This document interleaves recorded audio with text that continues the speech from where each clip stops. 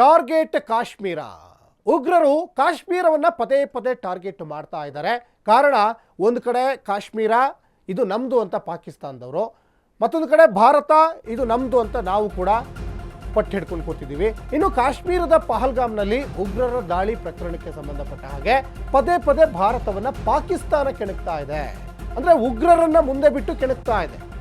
LOC ಗಡಿಯಲ್ಲಿ ಪಾಕಿಸ್ತಾನದಿಂದ ಒಂದು ಕಡೆ ಪ್ರಚೋದನೆ ಆಗ್ತಾ ಇದೆ. ಪಾಕ್ ಸೇನಾ ನೆಲೆಯಿಂದ ಭಾರತದ ಮೇಲೆ ಪದೇ ಪದೇ ದಾಳಿಗಳು ಕೂಡ ಆಗ್ತಾ ಇದೆ. ಇನ್ನು ಲೈನ್ ಆಫ್ ಕಂಟ್ರೋಲ್ನಲ್ಲಿ ಗುಂಡಿನ ಚಕಮಕಿ. ಒಂದು ಕಡೆ ನಮ್ಮ ಸೈನಿಕರು ಕೂಡ ಅಲರ್ಟ್ ಆಗಿದ್ದರೆ, ಆ ಕಡೆ ಶತ್ರು ರಾಷ್ಟ್ರದ ಸೈನಿಕರು ಕೂಡ ಅಲರ್ಟ್ ಆಗಿದ್ದಾರೆ.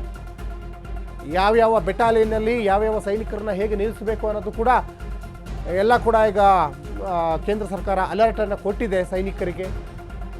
ಒಂದು ಕಡೆ ಕಾಶ್ಮೀರದ ಪಹಲ್ಗಾಮ್ನಲ್ಲಿ ಆಗಿದ್ದಂತಹ ಘಟನೆಗೆ ಇಡೀ ದೇಶ ಅಷ್ಟೇ ಅಲ್ಲ, ಇಡೀ ವಿಶ್ವವೇ ಇವತ್ತು ಪಾಕಿಸ್ತಾನವನ್ನು ಹಿಡಿಶಾಪ ಹಾಕ್ತಾ ಇದೆ. ಯಾಕಂದರೆ ಸಾಕಷ್ಟು ಸಂದರ್ಭದಲ್ಲಿ ಕಾಶ್ಮೀರದ ಮೇಲೆ ದಾಳಿಗಳಾಗ್ತಾನೇ ಇದ್ವು. ಈ ಹಿಂದೆ 2016ರಲ್ಲಿ ಉರಿ ದಾಳಿ ಆಯಿತು, 2019ರಲ್ಲಿ ಪುಲ್ವಾಮಾ ಆಯಿತು. ಪುಲ್ವಾಮಾದಲ್ಲಿ ನಮ್ಮ ಭಾರತ ಸೇನೆಯ ವಾಹನ ಸೇರಿದಂತೆ ಒಟ್ಟು 40 ಸೈನಿಕರು ಜೀವಂತವಾಗಿ ಸಜೀವ ದಹನ ಆದರು. ಹಾಗಾಗಿ ಅದಾದ ಮೇಲೆ ಈಗ ಮೊನ್ನೆ 2025 ಈಗ ಮೊನ್ನೆ ನಡೆದಂಥದ್ದು ಪಹಲ್ಗಾಮ್ನಲ್ಲಿ ಆಗಿದ್ದಂಥ ಘಟನೆಯಲ್ಲಿ 26 ಜನ ಜೀವ ಬಿಟ್ಟರು. ಎಲ್ಲ ಅಮಾಯಕರು ಕಾಶ್ಮೀರವನ್ನು ನೋಡ್ಲಿಕ್ಕಂತ ಹೋದಂಥವರು. ನೋಡಿ, ದೃಶ್ಯಾವಳಿಯಲ್ಲಿ ಗಮನಿಸ್ತಾ ಇದ್ದೀರಾ.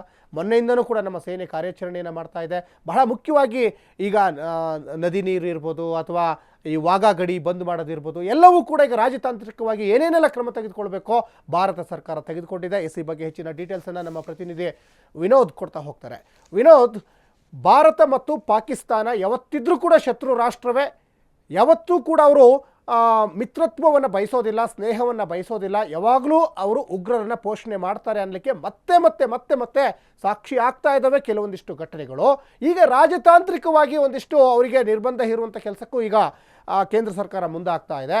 ಮುಂದೆ ಏನು ಅಂತ ಆಲ್ರೆಡಿ ಈಗ 2016ರಲ್ಲೂ ಕೂಡ ಈಗ ಸರ್ಜಿಕಲ್ ಸ್ಟ್ರೈಕ್ ಆಯಿತು, ಪುಲ್ವಾಮಾ ದಾಳಿಗೆ ಏರ್ ಸ್ಟ್ರೈಕ್ ಆಯಿತು. ಪಹಲ್ಗಾಮ್ ದಾಳಿಗೆ ಏನು ಉತ್ತರ ಕೊಡುತ್ತೆ ಕೇಂದ್ರ ಸರ್ಕಾರ ಅನ್ನುವಂತಹ ಬಹುದೊಡ್ಡ ಪ್ರಶ್ನೆ ಪ್ರತಿಯೊಬ್ಬ ಭಾರತೀಯನ ಮನಸ್ಸಲ್ಲೂ ಇದೆ. ವಿನೋದ್, ಸಚಿನ್, ಒಂದು ವಿಚಾರ ಆರಂಭದಲ್ಲಿ ಹೇಳ್ಬೇಕಂದ್ರೆ ಕಾಶ್ಮೀರದಲ್ಲಿ ಏನು ಪಹಲ್ಗಾಮ್ನಲ್ಲಿ ಗುಂಡಿನ ಚಕಮಕಿ ಆಗುತ್ತೆ, 26 ಜನರು ಭಾರತೀಯರು ಸಾವನ್ನಪ್ತಾರೆ, ಪ್ರವಾಸಿಗರು. ಆ ಒಂದು ವಿಚಾರಕ್ಕೆ ಪಾಕಿಸ್ತಾನ ಅತಿ ದೊಡ್ಡ ಬೆಲೆ ಒಂದು ತರಬೇಕಾಗುತ್ತೆ ಅಂದ್ಬಿಟ್ಟು ಹೇಳಲಾಗ್ತದೆ. ಯಾಕಂದ್ರೆ ಈಗಾಗಲೇ ನೀವು ನೋಡ್ತಿರುವುದು 5 ವಿಚಾರಗಳನ್ನ ರಾಜ್ಯತಾಂತ್ರಿಕವಾಗಿ ಭಾರತ ಸರ್ಕಾರ ಜಾರಿ ಮಾಡೋದ್ರಿಂದ ಈಗಾಗಲೇ ಪಾಕಿಸ್ತಾನ ವಿಲವಿಲ ಒದ್ದಾಡುವಂತ ಪರಿಸ್ಥಿತಿ ನಿರ್ಮಾಣ ಆಗಿದೆ. ಯಾವುದು ಆ ಒಂದು ಏನು ಕೋಪದಲ್ಲಿ ನಿನ್ನೆ ಒಂದು ಪಾಕ್ ಪ್ರಧಾನಿ ಒಂದು ಸಭೆಯನ್ನು ಮಾಡಿದ ಸಭೆಯಲ್ಲಿ ನಾವು ಸಿಂಧು ನದಿ ಒಪ್ಪಂದವನ್ನು ರದ್ದು ಮಾಡಿರೋ ಕಾರಣದಿಂದ ಅವರು ಸಹ ಒಂದು ಹೆದರಿಕೆಯನ್ನು ಹಾಕ್ತಾ ಇದ್ದಾರೆ. ನಾವು ಶಿಮ್ಲಾ ಒಪ್ಪಂದವನ್ನು ರದ್ದು ಮಾಡ್ತೀವಿ ಅಂದ್ಬಿಟ್ಟು ಒಂದು ಕಡೆ ಹೇಳಿದ್ರೆ, ಮತ್ತೊಂದು ಕಡೆ ತಮ್ಮ ಚಾಳಿಯನ್ನ ಅಂದ್ರೆ ತಮ್ಮ ಚಾಳಿ ಅದನ್ನು ಸಹ ಒಂದು ಬಿಡ್ತಾ ಇಲ್ಲ ಅಂತ. ಯಾಕಂದ್ರೆ ಈಗಾಗಲೇ ಒಂದು ಘಟನೆ ನಡೆದ 2-3 ದಿನ ಆದ್ರೂ ಸಹ ಒಂದು ಕಾಶ್ಮೀರದಲ್ಲಿ ಈ ಒಂದು ಘಟನೆಯಾಗಿ ಒಂದು 2-3 ದಿನ ಕಳೆದು ಹೋಗಿದೆ. ಆದ್ರೂ ಸಹ ಪದೇ ಪದೇ ಭಾರತವನ್ನು ಈಗಾಗಲೇ ಏನು ಪಾಕಿಸ್ತಾನ ಕೆಣಕ್ತದೆ ಅಂತ. ಈಗಾಗಲೇ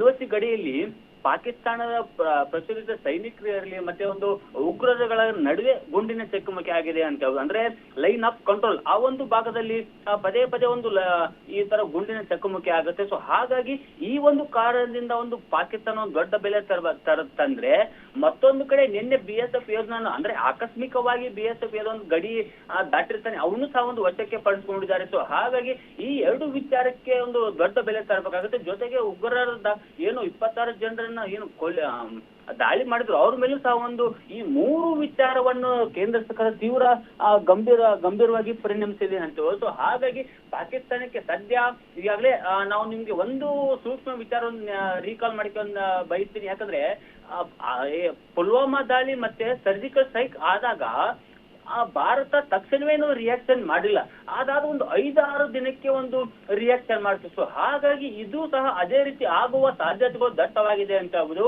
ಯಾಕಂದ್ರೆ ಪ್ರೈಮರಿಯಾಗಿ ತಮ್ಮ ಸೋರ್ಸ್ಗಳನ್ನ ಅಂದ್ರೆ ರಾ ಆಗ್ಲಿ, ಇಂಟೆಲಿಜೆನ್ಸ್ ಆಗ್ಲಿ, IB ಆಗ್ಲಿ ಆ ಒಂದು ಸೋರ್ಸ್ ಗಳಿಂದ ಮಾಹಿತಿಯನ್ನು ಕಲೆಕ್ಟ್ ಮಾಡ್ಕೊಂಡು ಎಲ್ಲ ಉಗ್ರರ ಅಡಗು ತಾಣಗಳಾಗಿರ್ಲಿ ಮತ್ತೆ ಏನು ಪಾಕಿಸ್ತಾನದ ಒಂದು ಪ್ರದೇಶಗಳಲ್ಲಿ ಆ ಒಂದು ಭಾಗದಲ್ಲಿ ಸರ್ಜಿಕಲ್ ಸ್ಟ್ರೈಕ್ ಮಾಡಕ್ಕಾಗ್ಲಿ ಮತ್ತೆ ಏರ್ ಸ್ಟ್ರೈಕ್ ಮಾಡಕ್ಕಾಗ್ಲಿ ಮತ್ತೆ ವಾಯು ಮಾರ್ಗ ಭೂದಾಳ ಮಾರ್ಗನೂ ಸಹ ಒಂದು ಈಗಾಗಲೇ ಒಂದು ಭಾರತ ರೆಡಿ ಆಗಿದೆ. ಈಗಾಗಲೇ ಇನ್ನೊಂದು ವಿಚಾರ ಸ್ಪಷ್ಟವಾಗೈತ್ರಿ, ಭಾರತ ನುಸುಳಕ್ಕೆ ಲಷ್ಕರ್ ಎ ತೊಯ್ಬಾ ಸೇರಿ ಹಲವು ಸಂಘಟನೆ ಒಂದು 200ಕ್ಕೂ ಅಧಿಕ ಭಯೋತ್ಪಾದಕರು ತುದಿಗಾಲಲ್ಲಿ ನಿಂತಿದ್ದಾರೆ ಅಂದ್ಬಿಟ್ಟು ಈಗಾಗಲೇ ಅಂದ್ರೆ ರಿಸರ್ಚ್ ಆಫ್ ಎನಾಲಿಸಿಸ್ ವಿಂಗ್ ಈ ಒಂದು ಗುಪ್ತಚರ ಇಲಾಖೆಗೆ ಈ ಒಂದು ಮಾಹಿತಿ ಸಿಕ್ಕಿತ್ತು.